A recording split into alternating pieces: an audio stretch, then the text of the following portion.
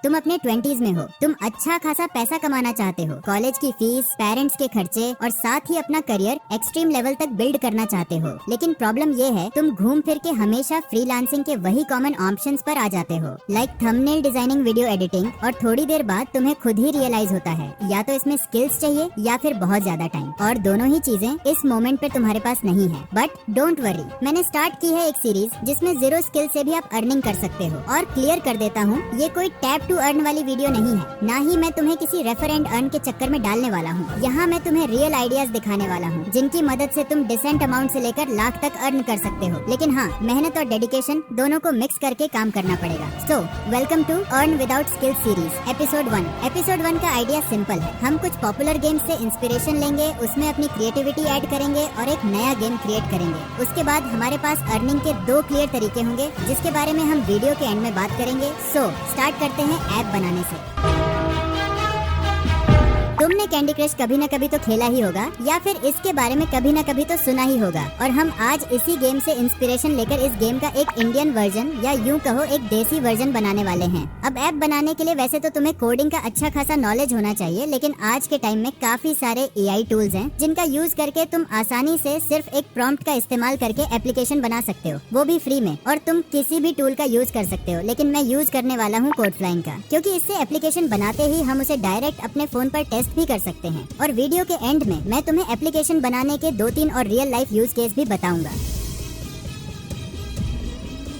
अब एप्लीकेशन बनाने के लिए हमें सबसे पहले तो कोडफ्लाइंग को अपने किसी भी ब्राउजर में ओपन करना होगा, चाहे फोन में करो या फिर पीसी में। इसके बाद यहाँ तुम्हें एक काफी सिंपल इंटरफेस देखने को मिलेगा। नीचे तुम्हें इंस्पिरेशन के लिए काफी सारे एप्लीकेशंस के एग्जांपल्स भी दिखेंगे। लेफ्ट साइड में तुम्हें कुछ और ऑप्शंस देखने को मिलेंगे, जैसे माई एप्स या अर्न जनरेशंस, जिसका यूज करके तुम कोडफ्लाइंग को फ्री में यूज कर सकते हो। अब एप्लीकेशन बनाने के लिए मैं सिंपली क्रिएट न्यू ऐप पर क्लिक करूंगा, जिसके बाद यहाँ सेंटर में एक प्रॉम्प्ट बॉक्स ओपन हो जाएगा जहाँ हमें बस अपने आइडिया को एक्सप्लेन करना होता है। लेकिन ये काम भी मैं मैन्युअली नहीं करने वाला, बल्कि मैं चैट जीपीटी का यूज करूंगा। मैंने चैट जीपीटी को अपना आइडिया एक्सप्लेन किया और चैट जीपीटी ने मेरे लिए एक बढ़िया सा प्रॉम्प्ट जनरेट कर दिया। अब इस प्रॉम्प्ट को कॉपी करके मैं कोडफ्लाइंग में पेस्ट कर दूंगा और क्रिएट नाउ पर क्लिक करूंगा। इसके बाद कोडफ्लाइंग तुम्हारे आइडिया को अच्छे से एनालाइज करेगा और तुमसे कुछ क्वेश्चंस क्लैरिफाई करेगा। जैसे मेरे केस में इसने गेम का टारगेट ऑडियंस और ओवरऑल आइडिया के बारे में पूछा है। अब या तो तुम इसे कंफर्म कर सकते हो या फिर अपना खुद का आइडिया भी शेयर कर सकते हो।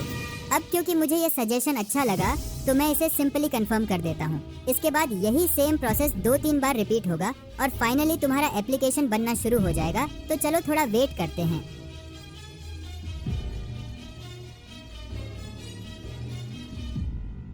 अब तुम देख सकते हो कि हमारा एप्लीकेशन रेडी हो चुका है। तो मैं सिंपली गेट स्टार्टेड पर क्लिक करूंगा, जिसके बाद हमें एक काफी सिंपल इंटरफेस देखने को मिलेगा। लेफ्ट साइड में तुम्हें एक चैटबॉट दिखेगा, इसका क्या काम है वो मैं तुम्हें आगे बताऊंगा। और राइट साइड में तुम्हें तुम्हारे एप्लीकेशन का प्रीव्यू दिखेगा। साइड में दी गई इस QR कोड को स्कैन करके तुम डायरेक्ट इस एप्लीकेशन को अपने फोन में यूज कर सकते हो। तो चलो अब हम अपने एप्लीकेशन को फोन में टेस्ट करते हैं।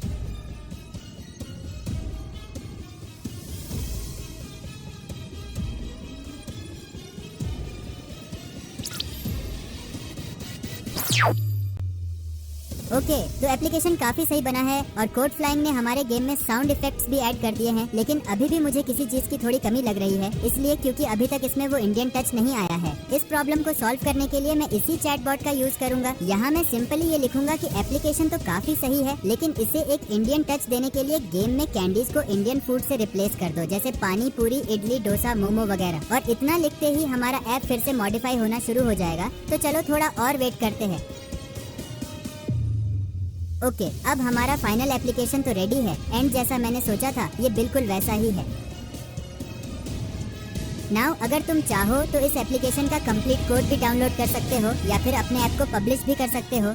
अब अगर बात करें एप्लीकेशन डेटा की, तो उसे भी तुम एडमिन पेज का यूज करके काफी स्मूथली मैनेज कर सकते हो। एप्लीकेशन टैब के बगल में तुम्हें एडमिन टैब मिल जाएगा, जहाँ से तुम अपने यूजर्स को, गेम के लेवल्स को, लेवल फूड को, प्रोग्रेस को और यहाँ तक कि सेटिंग्स तक को आसानी से चेंज, मॉडिफाई, एडिट या फिर नए एलिमेंट्स ऐड भी कर सकते हो।